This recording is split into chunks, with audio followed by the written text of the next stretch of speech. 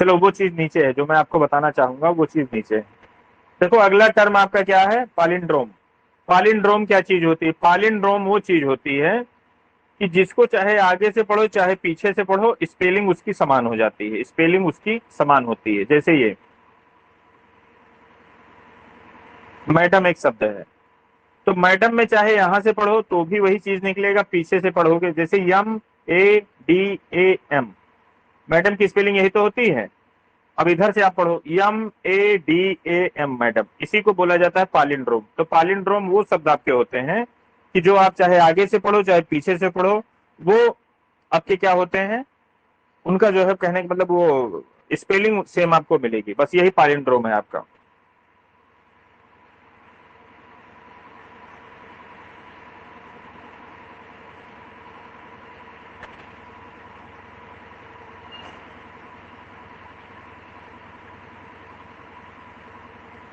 पालीनोड क्या चीज होती है, पालीनोड होता है सांग अगेन। पालीनोड आपका क्या होता है, ये सांग अगेन होता है। ओड नहीं होता है ना, ओड का भाई है ये, ओड से इसका दूर दराज कोई कोई रिश्ता नहीं है। सुन पा रहे हैं आप हमको? क्लियर है सर, क्लियर। हाँ, जिनके तरफ एक माइक हो बीच में आप थोड़ा ऑन रखो, उससे कम से कम हमको ये पता चले कि रिकॉर्डिंग हो रही है कि नहीं हो रही है, आप सुन रहे हैं कि नहीं सुन रहे हैं। बीच में आपको जो है कौन सा सिस्टम लगाना है, ऐसा तो कोई सिस्टम ही नहीं जिसके लिए मतलब ऐसा कोई टर्म इसको दिया जाए। हूँ बीच में आप बोला करो, जी जी घी घी घी घी, ऐसे किया करो आप। देखो पालिंड्रोम क्या होता है, पालिंड्रोम होता है सांग अगेन। जैसे एक मैंने गाना लिखा या एक मैंने कोई कविता लिखी, उसमें हमने औरतों की बड़ी बेइज्जती कर दी, उनको बड़ा गड़बड़ सा शब्द हमने बोला अपने इस गाने में। फिर हमको लगा कि यार नहीं, हमने बड़ा गड़बड़ सा कर दिया, हम इसमें जो है मतलब इतना डिफेम किसी को नहीं करना चाहिए, ये वास्तव में बड़ा गड़बड़ हुआ। तो अब मुझे अपनी गलती का एहसास हुआ, मैंने एक दूसरी पोएम लिख दी। अब उसमें हमने क्या किया, औरतों की बड़ाई कर दी। अब ये जो दूसरी वाली पोएम लिखी, इसको पालिंड्रोम बोला जाएगा। मतलब सांग अगेन किया, लेकिन इस पुरानी अपने सिद्धांत का खंडन हमने इसमें कर दिया। यही होता है आपका पालिंड्रोम। अब इसमें आप देखेंगे चौसर औसर भी ऐसे कई बार कर चुके हैं। जैसे एक आप ये देखो,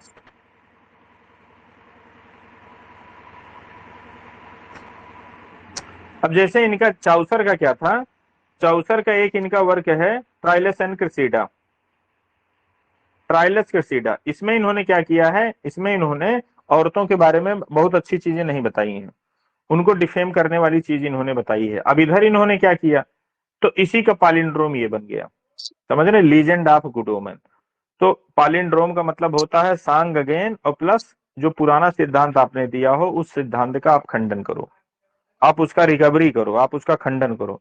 पुरानी चीजों को अगर जो आप तोड़ देते हैं, आप अपनी गलती के एहसास के कारण, या वो गलती आपको एहसास होती है, तो उसी को बोला जाता है पालिंड्रोम। अब आ जाओ पेंटोमाइम डमसो, ये क्या चीज होती है, तो दोनों एक ही चीज होती है। मतलब ये ऐसी चीज होती है कि जिसमें साउंड नहीं होती। जैसे मैं एक आपको ड्रामा दिखाऊं, चार्ली चैपलिन के आपने देखे हैं, चार्ली चैपलिन का शो देखा है? नहीं देखा होगा तो चार्ली चैपलिन यूट्यूब पे डाल के आप उसको सर्च कर लेना, ठीक है।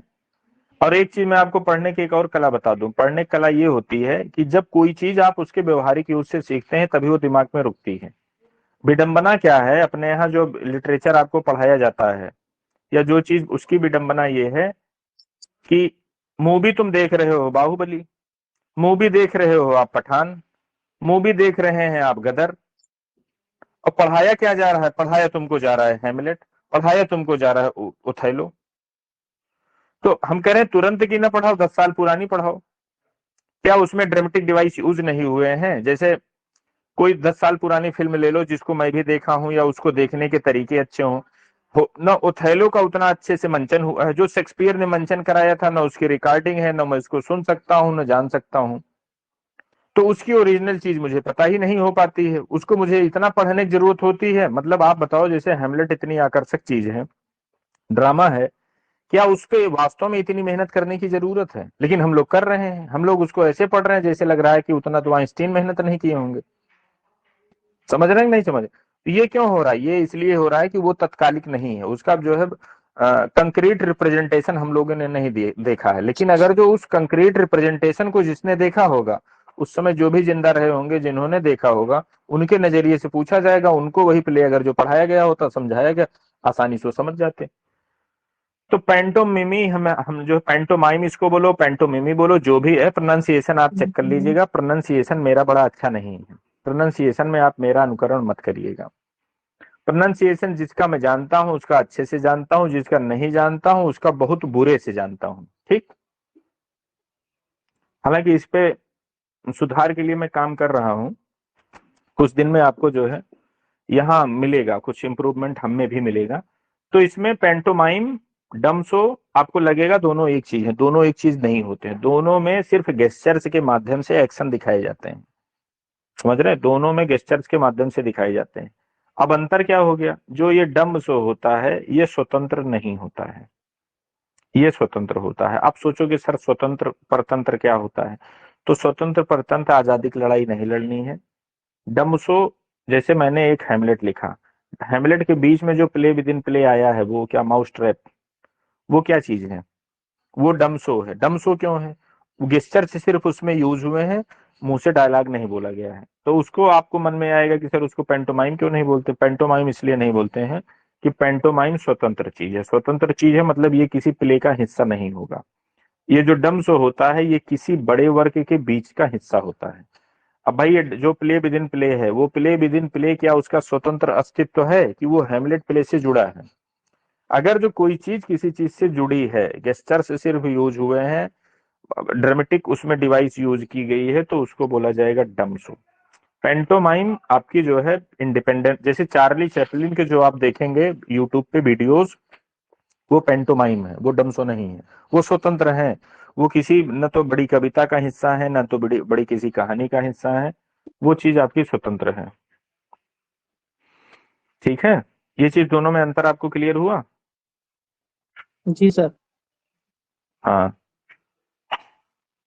अब पैराडॉक्स, पैराडॉक्स हमने आपको बताया है फिगर ऑफ स्पीच में, यहाँ दोबारा से मैं आपको नहीं बताऊंगा, बस इतना ये आपको बताऊंगा कि जो पैराडॉक्स होता है, दो ऐसे लाइन आपको लिखी जाएगी, बीच में कामा मिलेगा और इनका सिंटैक्टिक स्ट्रक्चर बराबर होगा। और बराबर अगर जो नहीं आपको आंखों से दिख रहा है, तो कुछ चीजों का व्याकरणिक दृष्टि से उनका जो है ओमिजन किया जाता है। कब, जब वही चीज यहाँ हो और वही चीज यहाँ रिपीट हो रही हो तभी। अदरवाइज अगर जो काउंटिंग करेंगे, सब्जेक्ट वर्ब ऑब्जेक्ट इधर है, तो कामा के बाद भी प्रयास यही किया जाता है कि सब्जेक्ट रहे, वर्ब रहे, ऑब्जेक्ट रहे। इसी को बोला जाता है क्या, सिंटैक्स।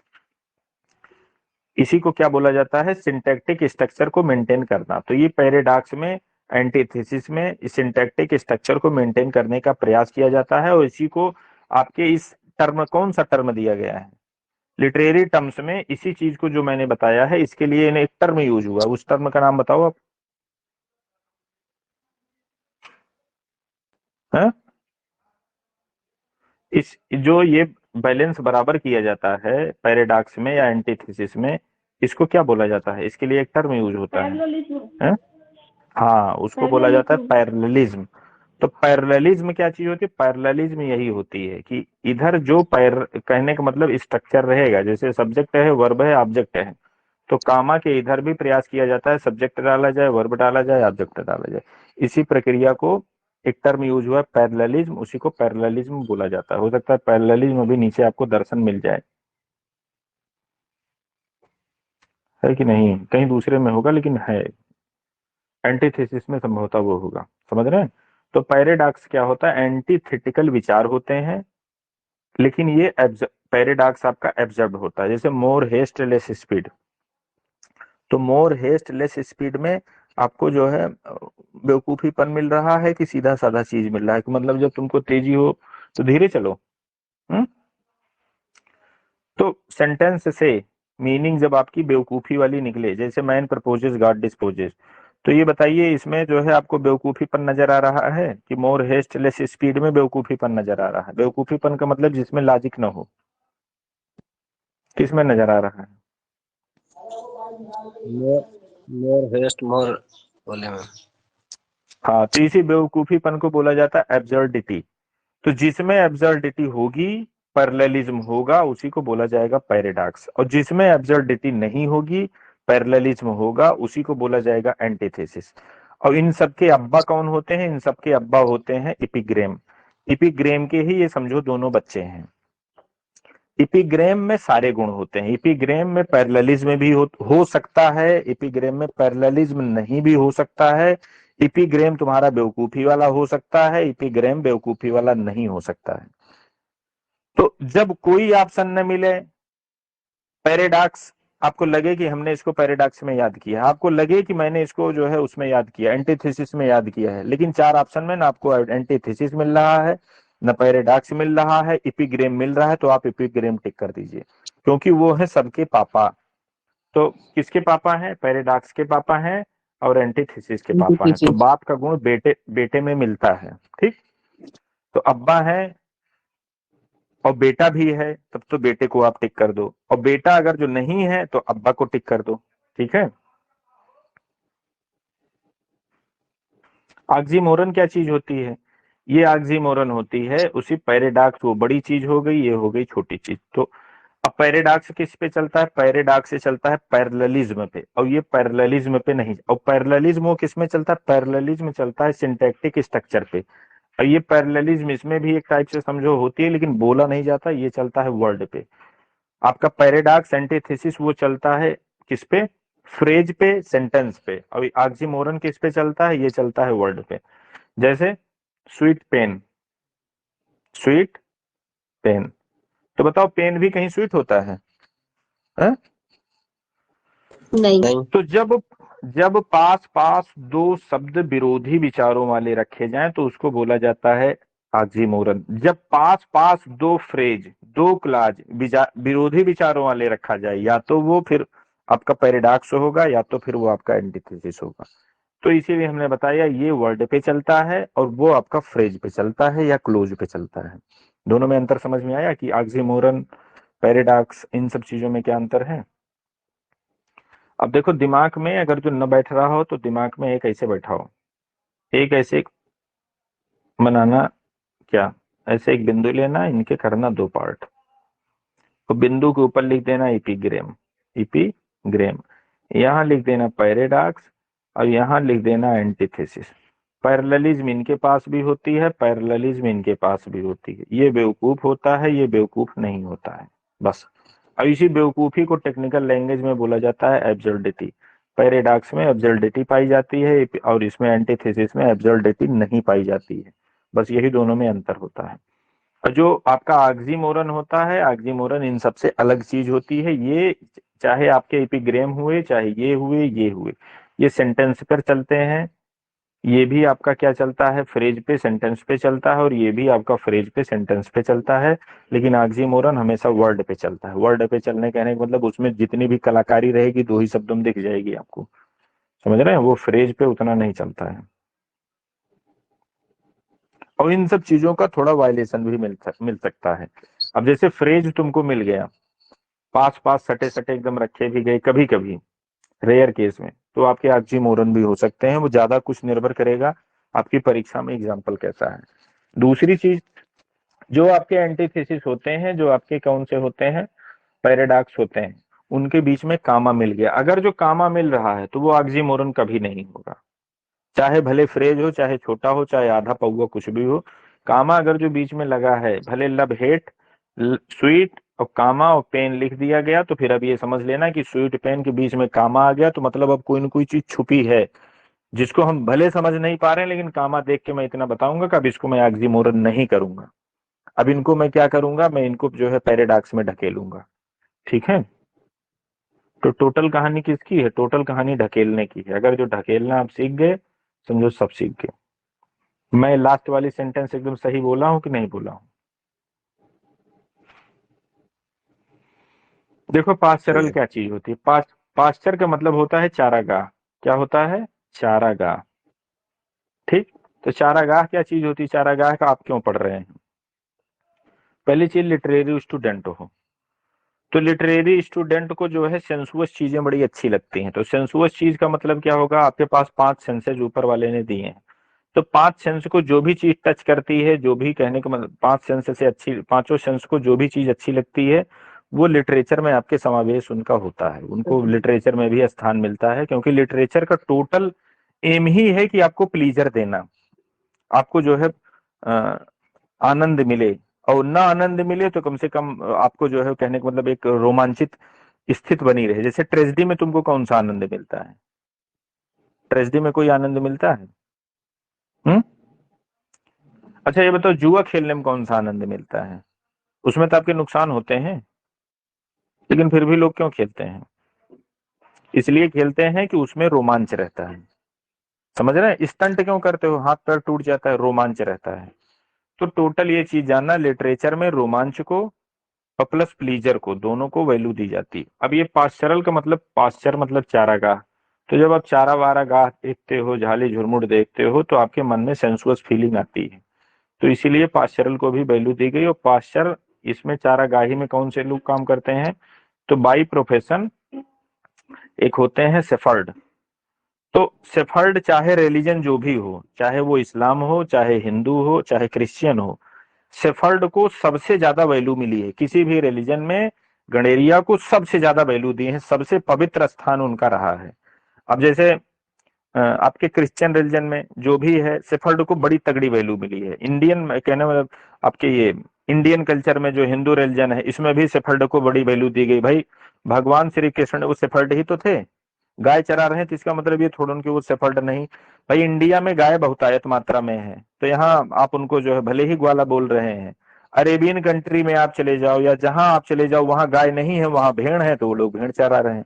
बात समझ में आ रही है? तो कहने का मतलब, चारागाह को वहां भी वैल्यू मिल रही है, चारागाह को यहाँ भी वैल्यू मिल रही है, और अरेबियन कंट्री में भी चारागाह को वैल्यू मिल रही है।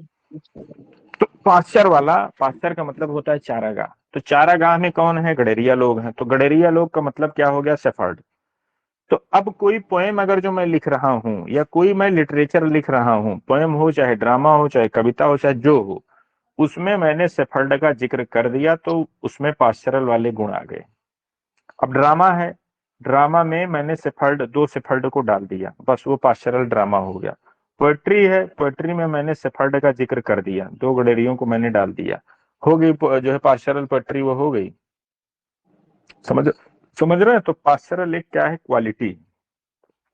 सिर्फ आप उसमें सेफर्ड डाल देते हैं तो अब जैसे एलजी है, पास्चरल एलजी। तो जो पोएट होता है वो भी खुद को सेफर्ड मान लेता है, जो मरा होता है उसको भी सेफर्ड मान लेता है। समझ रहे हैं? तो वो ऐसी एलजी आपकी पास्चरल एलजी हो जाएगी, और जिसमें सेफर्ड नहीं मानते हैं तो वो पास्चरल एलजी आपकी नहीं होती है। तो पास्चरल का मतलब ये होता है। अब इसी देखो, आइडियल। आइडल आप पढ़ कहाँ रहे हैं? आइडल आप पार्सल के अंतर्गत, पहली चीज आइडल एक क्या होती है? आइडल आपका एक सीन हो सकता है, आइडल आपकी एक इवेंट हो सकती है। और ये इसका आइडल का विशेष गुण क्या होता है? आइडल जो है, इसमें आइडलाइज्ड लाइफ ऑफ जो है सेफर्ड, कहने का मतलब जो सेफर्ड होते हैं उनकी आदर्श जीवन का वर्णन इसमें किया जाता है। आदर्श जीवन कहने का मतलब उनकी जो सुबह से शाम तक की दिनचर्या है, आदर्श तरीके से। ये नहीं कि उनके जो है बैड, जैसे उनके कुछ बैड वर्क भी होते हैं, तो आदर्श में बैड चीजों को या अनैतिक चीजों को कोई स्थान नहीं दिया जाता है। मतलब इसमें जो भी दिखाई जाएगी उनकी अच्छाई ही दिखाई जाएगी, बुराई नहीं दिखाई जाएगी। बात समझ रहे हैं? तो आइडल का, और दूसरी चीज आइडल आपकी स्ट्राइकिंग होती है। स्ट्राइकिंग का मतलब ये होता है कि जब आप इसको देखोगे तो तुरंत तुम्हारे दिमाग को हिट करेगी। परसुएटिव, कहने का मतलब इसमें परसुएड करने के भी गुण होते हैं। और ये छोटी होती है, बहुत बड़ी आइडल नहीं आपको मिलेगी। ये ज्यादातर किसी न किसी जो है बड़े वर्क के अंतर जो है अंतर्गत ही आपको चीज मिलती है। इकोलाग क्या होता है? एक लाग आपका होता है, एक सिलेक्शन होता है। लिटरली इसकी मीनिंग क्या होती है? सिलेक्शन होती है। समझ रहे हैं? अब ये सिलेक्शन किस चीज का करता है? पास्चर का ये सिलेक्शन करता है। समझ रहे हैं? पास्चर का मतलब ये चारागाह का जो है सिलेक्शन करता है। कहने का मतलब ये उसी में अपना वर्णन करवाना इसको ज्यादा अच्छा लगता है। ब्यूकोलिक पोएट्री क्या होती है? तो ब्यूकोलिक का मतलब भी पाश्चर से ही संबंधित है। मतलब ऐसी पोएट्री जिसमें जो है पाश्चर का वर्णन हो, हर्ट्समैन हो, पाश्चर हो, यही सब सारी चीजें हैं।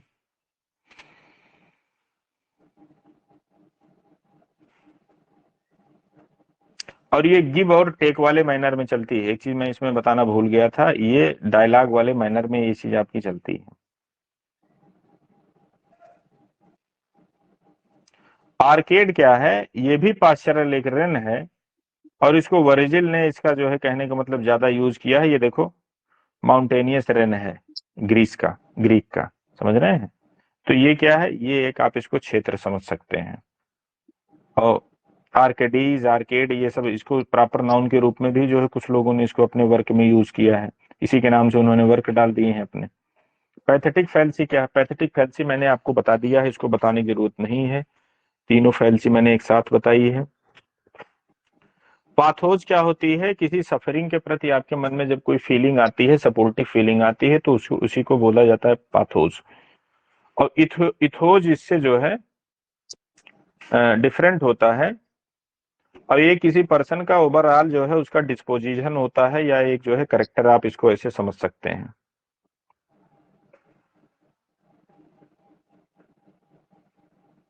पेन नेम या नोम डी प्लम, ये क्या चीज होती है, पेन नेम या नोम डी प्लम होती है। जैसे मान लो मैं अपने मुझे ये शंका हुई कि यार मैं अपने नाम से कविता लिख रहा हूँ, पता नहीं साली सफल हो कि न सफल हो, और बेइज्जती मेरी न हो जाए, तो मैं एक फिक्सस कोई नेम ले लिया, फिक्सस नेम अपना कोई रख लिया। तो कविता लिखने के बाद जैसे मैंने कविता लिखी तो नीचे यहाँ नाम वाम अपना लोग डालते हैं, तो नाम में पता चला पेन नेम हम अपना कोई मतलब रियल नेम न डाल करके आप कोई पेन नेम डालो।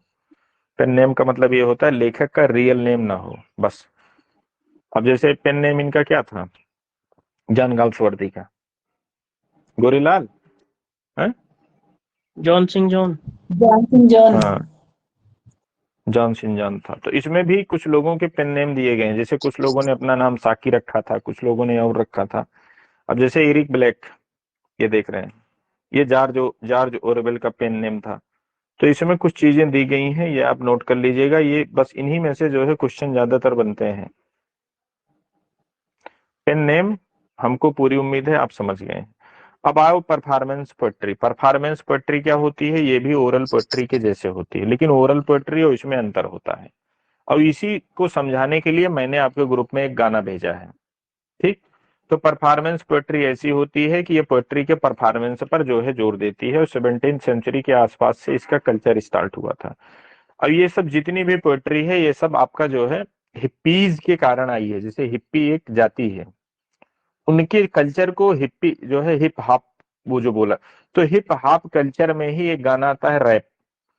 तो रैप सॉन्ग जो है वो उन्हीं लोगों का कल्चर है, तो उसमें सबसे ज्यादा जो है म्यूजिक यूज किया जाता है, म्यूजिक का यूज बहुत होता है। पोएट्री उतनी अच्छी नहीं होती है, अगर जो कापी पे वो पोएट्री लिखी जाएगी तो आपको लगेगा ही नहीं कि ये पोएट्री है। अब वो क्या होती है, वो एक कन्वर्सेशन होती है। अब जैसे जो हमने आपको सॉरी रैप सॉन्ग भेजा है, उसको ध्यान से सुनो, टोटल एक कन्वर्सेशन ही है, एक व्यक्ति के द्वारा वो टोटल कन्वर्सेशन ही कर रहा है। इसके अलावा उस सॉन्ग को आप ध्यान से सुनोगे, गाने का कोई उसमें गुण नहीं है। वो चीज जो बोल रहा है, खाली उसको आप कॉपी पे लिखते चले जाओ, फिर दोबारा पढ़ना म्यूजिक हटा के, तो तुमको लगेगा ही नहीं कि वो गाना है। वो सिर्फ किसके दम पे चल रहा है, वो पिच के दम पे चल रहा है, कहीं हाई दे रहा है कहीं लो दे रहा है, बस इतने के दम पे वो जो है आपका ऐसे चल रहा है। और उसमें एक वो स्टोरी बता रहा है, कहने का मतलब और वो भी कन्वर्सेशन वाले मैटर पे। तो रैप सॉन्ग आप उसको बोल सकते हैं जो कन्वर्सेशन मैटर जो है, कन्वर्सेशन ट्रेडिशन को फॉलो करती है। पोएट्री परफॉर्मेंस पोएट्री क्या होती है, तो यही ऐसी पोएट्री जिसका स्टेज पे जब तक आप परफॉर्मेंस न करो तब तक उनकी आत्मा छटपटाया करे, कहने का मतलब तब तक वो पोएट्री लगे ही ना। तो ऐसी पोएट्री को आप परफॉर्मेंस पोएट्री कहते हैं। पोएट्री हैपनिंग्स क्या होती है, पोएट्री हैपनिंग्स क्या होती है, ये पब्लिक रिसाइटेशन होती है म्यूजिकल इंस्ट्रूमेंट के साथ, समझ रहे हैं। जैसे आपने देखा होगा कि म्यूजिक स्टेज बनता है, लाइट्स तमाम उसमें लगाई जाती हैं, फिर उसमें सिंगर आते हैं, जस्टिन बीबर उबर सिंगर ही तो हैं, तो कूदने फांदने शुरू कर देते हैं। तो समझो कि पोएट्री हैपनिंग यही है कि पोएट्री का आपने क्या किया, रिसाइटेशन किया, और ये पढ़ किसके अंतर्गत रहे हो, पोएट्री परफॉर्मेंस के अंतर्गत आप ये पढ़ रहे हैं। तो दिमाग में रखना कि जो इनका गुण होगा वो गुण इनमें आपको मिलेगा।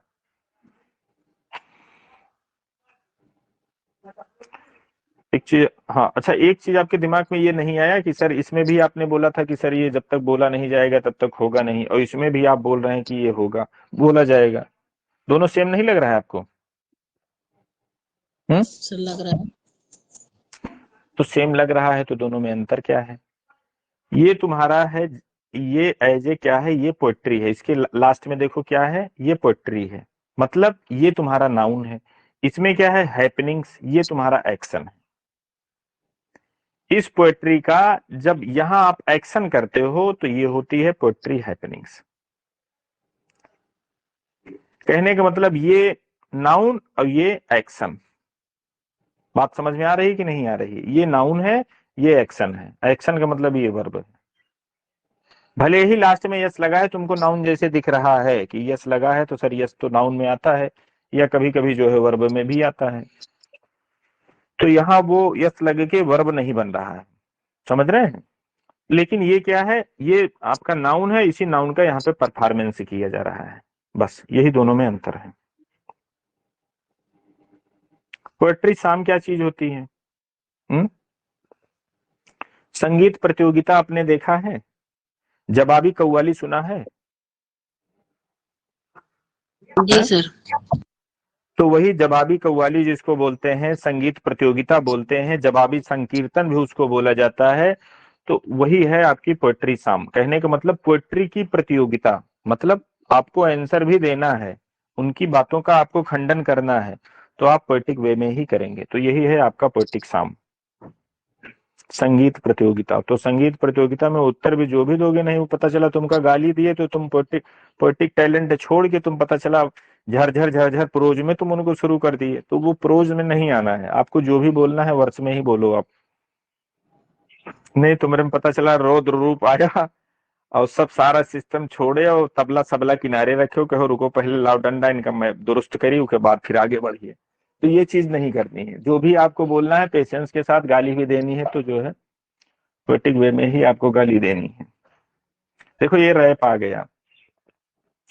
हिप हॉप क्या है? हिप हॉप एक कल्चर है, हिप्पीज का ये कल्चर है।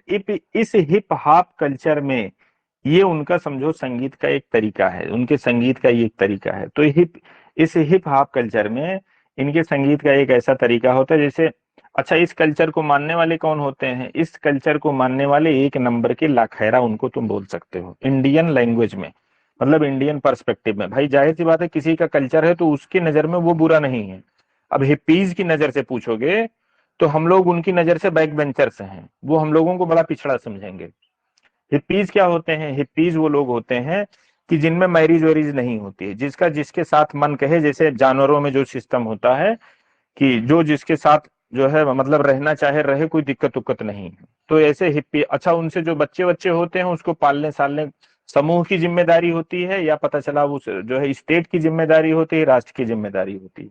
जैसे योगी जी सांड टहल रहे हैं, अब सांड और उससे जो बछड़े सछड़े निकलते हैं तो सब गौशाला में जा रहे हैं, समझ रहे हैं?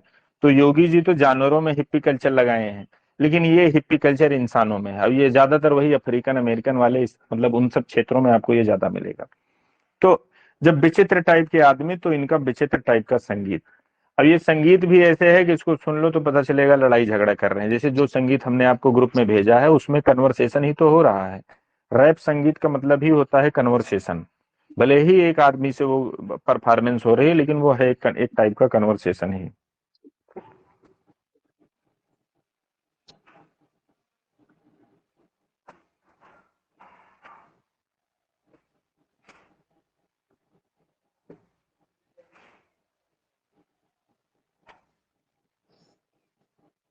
देखो एक चीज ये आपको समझाने वाली बड़ी अच्छी चीज है।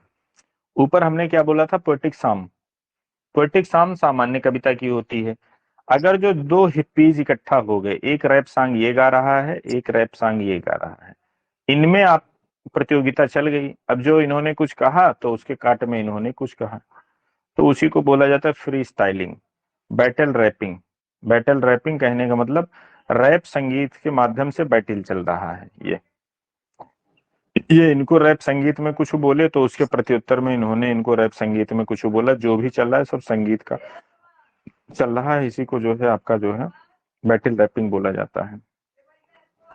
और जब यही दो लोगों के बीच में होगा तब होता है क्या?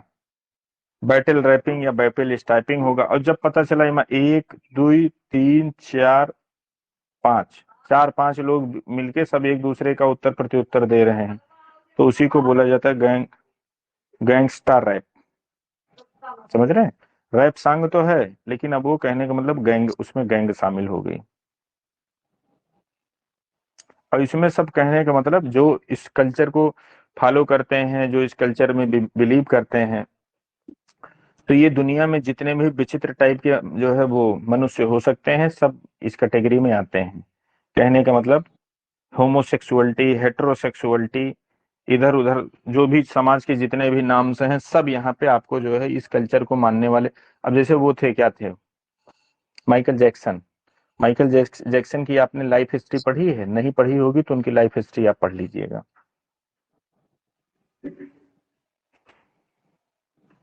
देखो, अमेरिकन लिटरेचर हम लोग स्किप कर देंगे, क्योंकि जो है ये बड़ा काला लिटरेचर होता है, और आपके जो है ब्रिटिश लिटरेचर में इसकी कोई जरूरत नहीं होती है, तो हम लोग इसको स्किप करते हैं। काली चाय है, हम लोग सिर्फ सफेद चाय पियेंगे, सफेद चाय पढ़ेंगे।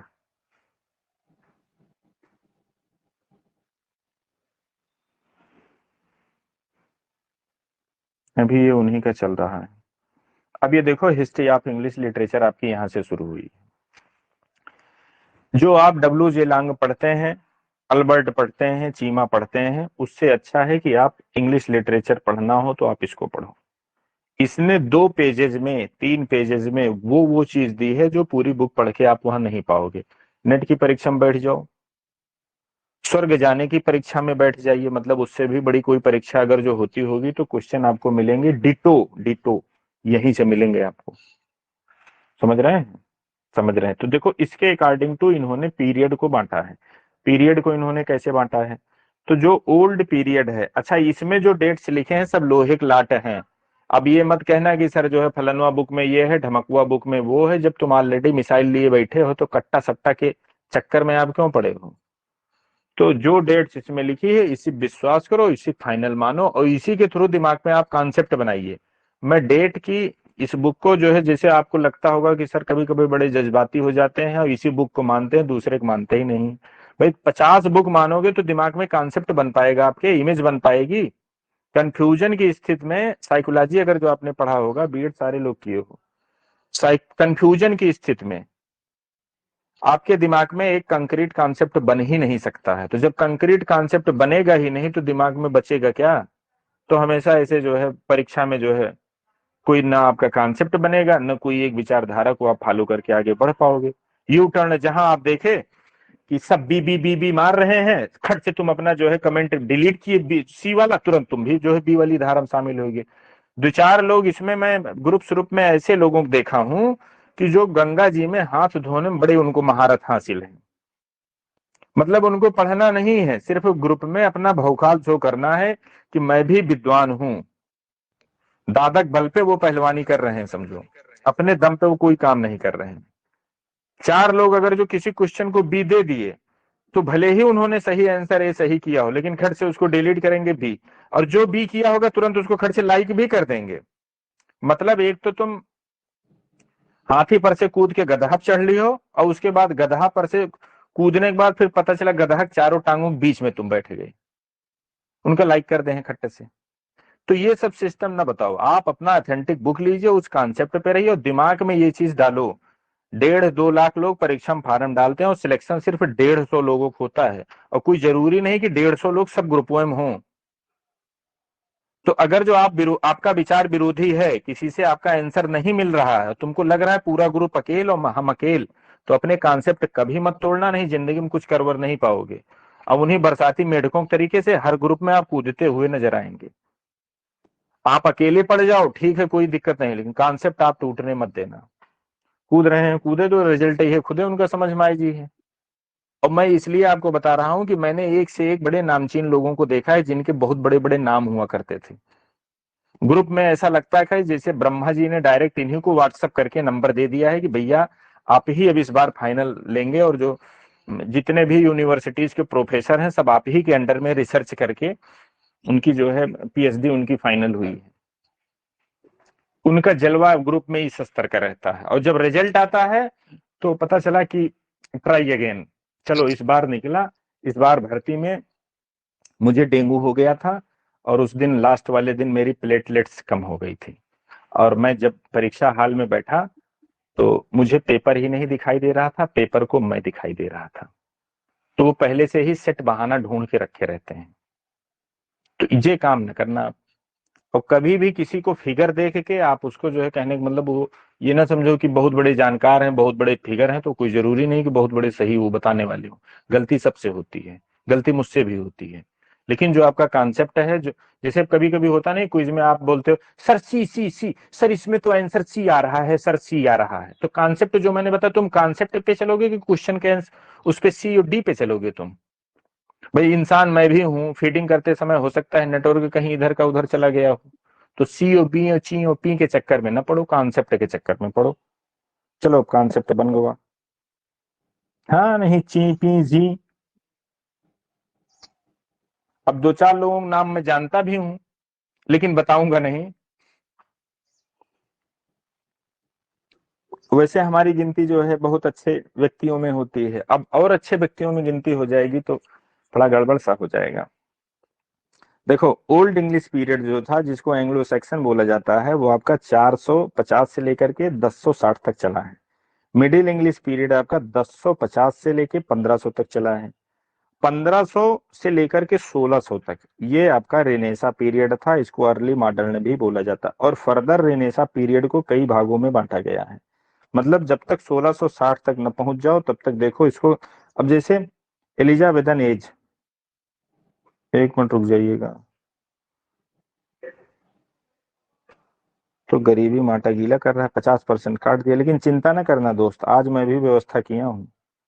इनकी ऐसी तैसी डबल डबल सिम रखा है हमने, और दोनों को रिचार्ज कराया हूँ।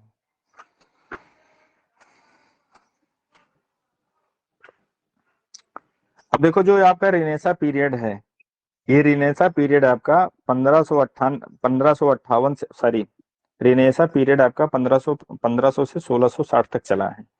अब इसको फर्दर हमने जो है इतने भागों में बांटा है। अब जैसे 1558 से 1603 तक ये एलिजाबेथन एज चला है।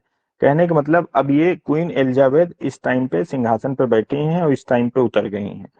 तो ये इनके चला है। अब अगर जो शेक्सपियरियन पीरियड ढूंढोगे तो शेक्सपियर जो है, शेक्सपियर आपका 1558 से लेके 1625 तक गया है। शेक्सपियरियन पीरियड जाना जाता है 1558 से लेके 1625। अब क्या 1558 में शेक्सपियर पैदा हुए थे? शेक्सपियर पैदा भी नहीं हुए थे। लेकिन जो टेंडेंसी 1625 में क्या थे, 1625 में वो थे भी नहीं। तो पोएट की एज अलग मानी जाती है। पोएट की एज, पोएट की बर्थ से कोई जरूरी नहीं कि वो हो। जैसे मैं आपसे पूछूं मिल्टानिक पीरियड कब से कब माना जाता है, तो तुम 1608 और 9 से बताना शुरू करोगे, जब तक वो जो है मर नहीं गए हैं तब तक चला है। तो ऐसा नहीं है, 1625 से लेके 1660 तक को ही मिल्टानिक पीरियड माना गया है। शेक्सपियर ये आगे भी बढ़ गए, पीछे भी बढ़ गए, बहुत कलाकार थे। मिल्टन जितना मतलब पैदा पहले हुए हैं, इनका पीरियड बाद से कंसीडर किया जा रहा है। तो इनके साथ तो बड़ी जास्ती हो गई। भले ही इन्होंने 3 शादी की, लेकिन उस शादी का असर इनके करियर पे बहुत ज्यादा नहीं पड़ने दिया। और शेक्सपियर एक ही शादी किया था, लेकिन वो आगे भी भगा पीछे भी भगा।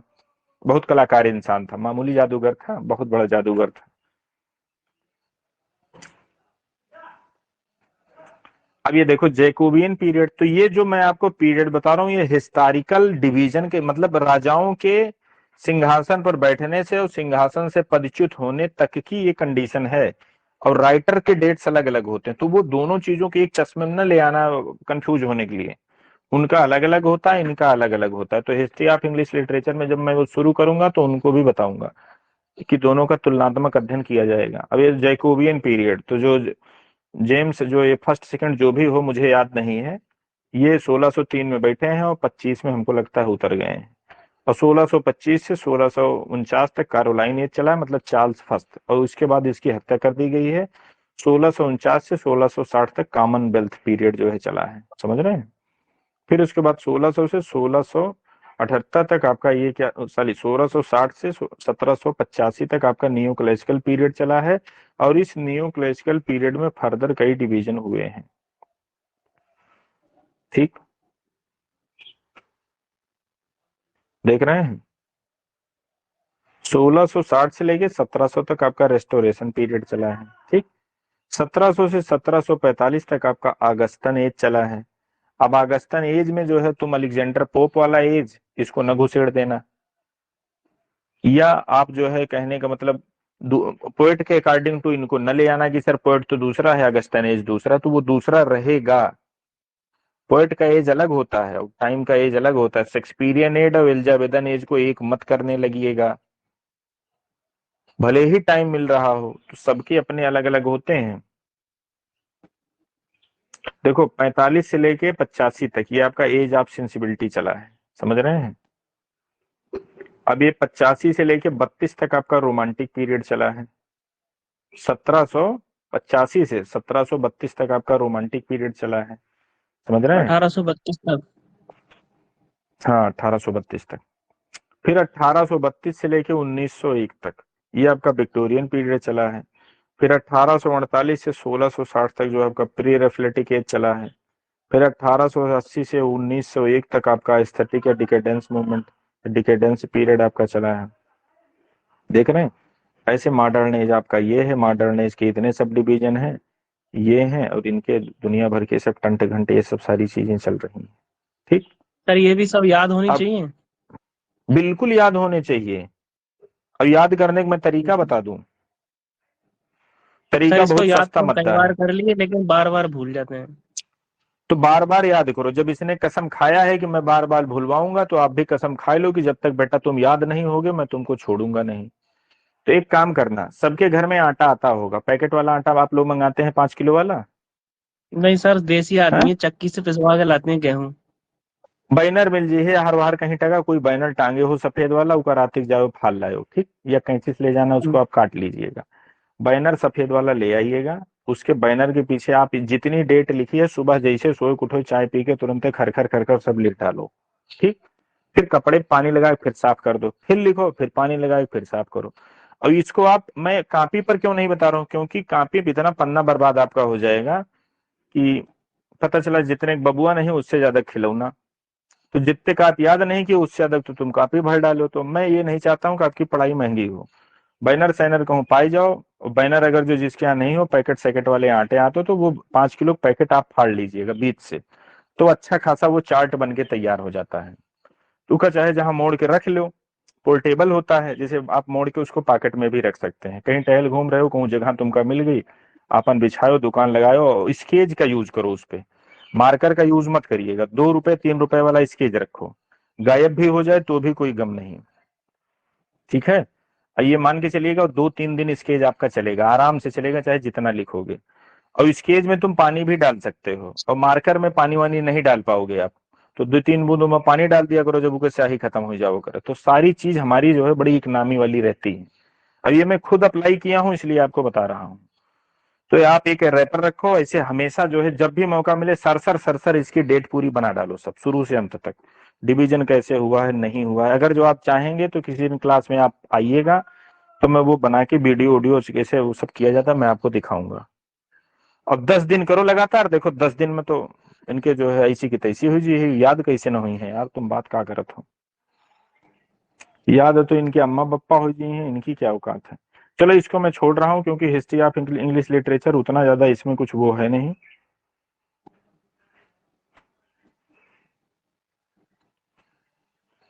या इसको बताना भी होगा तो ये बुक खत्म होने के बाद में बताऊंगा। इसकी वीडियो अगर जो डालना होगा तो मैं यूट्यूब पे डालूंगा। देखो persona, tone and voice. Persona का मतलब होता है पर्सन। टोन का मतलब क्या होता है कि जो बोल रहा है और जो सुन रहा है, इनके बीच के व्यवहार को टोन बोलते हैं। Attitude, attitude towards reader, attitude towards listener, इसी को बोला जाता है टोन। और वॉइस, स्पीकर जो बोलता है उसको उसकी वॉइस बोलते हैं, बस इससे ज्यादा इसमें कुछ नहीं। अब ये यूज कहाँ करते हो, ये यूज आप करते हो डिस्कोर्स में। डिस्कोर्स क्या चीज होती है, डिस्कोर्स होता है आपका संवाद। डिस्कोर्स आपका रिटन भी हो सकता है, डिस्कोर्स उस वो भी हो सकता है, मौखिक भी हो सकता है, जैसे टीवी डिबेट उबेट आप करते हैं। अब परसोना, ड्रामेटिक परसोना, मतलब परसोना का मतलब एक पर्सन, ड्रामेटिक परसोना मतलब ड्रामा में यूज हुए कैरेक्टर, उनको आप ड्रामेटिक परसोना बोलते हैं। टोन, तो वो वही टोन है। टोन का मतलब ये देखो लिखा है, attitude to his listener. To बोलो, टुवार्ड्स बोलो, मतलब जो बोल रहे हैं आपके लिसनर के प्रति आपका रवैया क्या है। सब भूल जाना ये जरूर याद रखना। यही डिटो चीज आपको परीक्षा में मिलेगी और यही चीज दूसरे से आपको जो है डिफर करेगी, इसी चीज से आप अलग होंगे। थक जाइएगा तो बताइएगा। इम्प्लाइड का मतलब क्या होता है?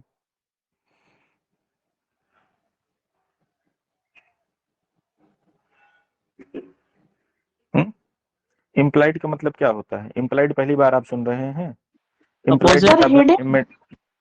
हाँ, इम्प्लाइड मेटाफर भी तो आप पढ़े हो। तो इम्प्लाइड ऑडिटर का मतलब क्या होता है? जो इसका ऑडिटर होता है वो आपका हिडन होता है, वो बहुत ज्यादा प्रकट होके आपके सामने नहीं आता है। वॉइस क्या होती है? वॉइस आपका जो है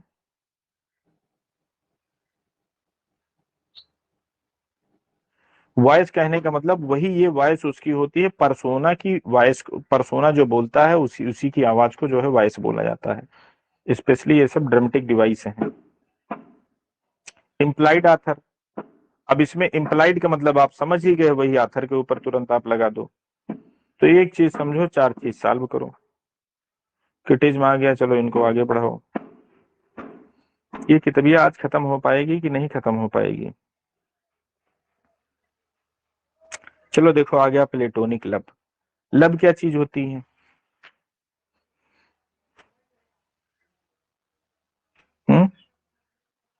इमोशंस। देखो, हाँ लब जो है सब लोग जानते हैं, वो हो सकता है कभी कभार किए भी हो। ठीक। तो प्लेटोनिक लब में आपका कहने का मतलब भौतिक चीजों पर आपका फोकस नहीं रहता है। इसमें आपका क्या, किस पे आपका जो है फोकस करते हैं? इसमें आप जो है अभौतिक चीजों पर आपका फोकस होता है। जो भौतिक प्लेटोनिक लब में आप जो है उसको समझ रहे हैं कि मैं क्या बताना चाह रहा हूं।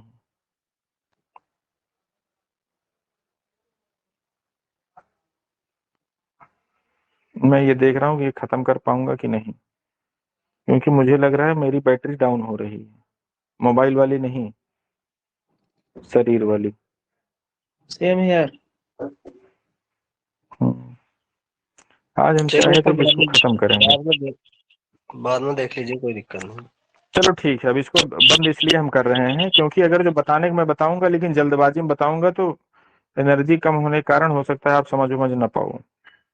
ये जरूरी टॉपिक है प्लाट वाला, इससे अच्छे हाँ खासे सर, क्वेश्चन प्लेटोनिक बनेंगे लव आपको। है, स्कूल ऑफ लव। इसको तो आप सुकून से ही बताइएगा। तो उससे ज्यादा क्वेश्चन नहीं आएंगे। प्लूटोनिक लब से कौन सा क्वेश्चन बनेगा? एक चीज, ये चीज समझ लो आप, जैसे जो अश्लील चीजें हैं तो परीक्षा में वो पूछी भी नहीं जाती हैं। जैसे रैप सांग वांग, ये परीक्षा में पूछे नहीं जाएंगे। ये ज्यादा अश्लील चीजें जो है, जिनको आप अश्लील है कहने का मतलब जिसको आप अच्छे से नरेट नहीं कर पाते हैं, आप उनको इग्नोर भी कर दो, कोई जरूरत नहीं, वो पूछा उछा नहीं जाएगा। भाई कौन अपनी क्वेश्चन बना के अपनी जो है ऐसी तैसी करवाएगा? पता चला 4 ठो महिला मिलके क्वेश्चन बनाने वाले के ऊपर कोई उनको उकसा दिया, तो यही कहेंगे बताइए जो है क्वेश्चन डाल के, और जो है इसमें क्वेश्चन को शामिल महिलाएं भी कर रही हैं, ये गड़बड़ सड़बड़ करा दी। तो जितना हम आप सोचते हैं उस क्वेश्चन पेपर बनाने वाला, उससे ज्यादा कहीं महिलाओं के मामले में वो अलर्ट रहता है। तो इन सब जो कहने का मतलब अभद्र टाइप की चीजें हैं वो न भी पढ़ो तब भी आपका काम चल जाएगा, लेकिन अब हमारी मजबूरी है कि किताब आपको पूरी बतानी है। चलो ठीक है दोस्त, रखो, नमस्कार। Okay sir, thank you.